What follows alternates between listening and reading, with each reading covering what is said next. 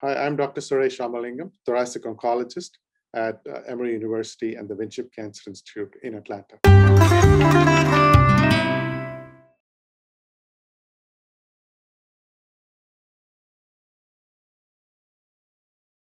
The cell-free DNA evaluation platform has really made a big difference in our ability to take care of patients with non-small cell lung cancer.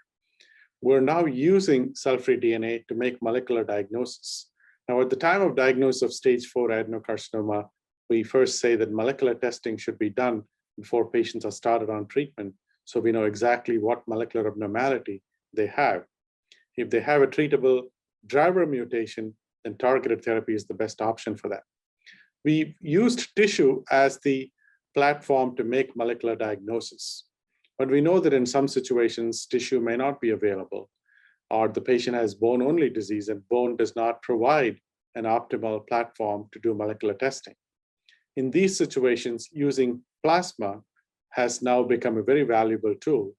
We now know that if we study a patient's plasma and detect a driver mutation, we can use that information to treat that patient with targeted therapies. And those patients have outcomes similar to what would have been the outcome for a patient with tissue-detected mutation. So plasma is a good tool for molecular testing to make treatment decisions.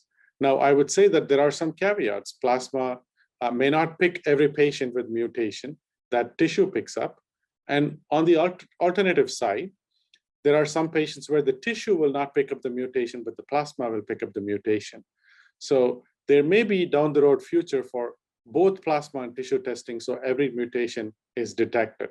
So one setting that we use plasma routinely now is in patients for making a molecular diagnosis.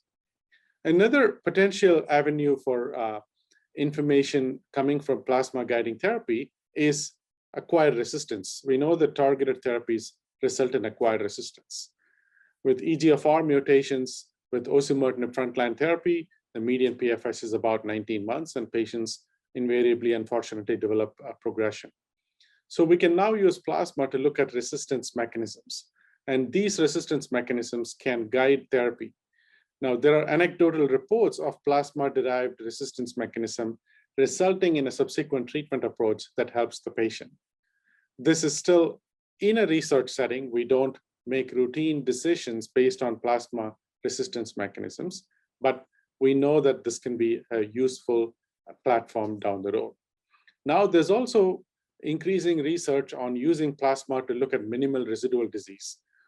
In stage 3 patients who undergo chemoradiation, using liquid biopsy can potentially help prognosticate which patient is going to do well and which patient is not going to do well.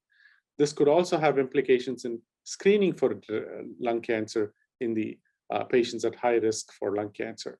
So there are a number of exciting possibilities for plasma that are being studied in the clinic right now. For now, we will use plasma, and we use plasma for molecular diagnosis, but I see the applications as broadening in the very near future.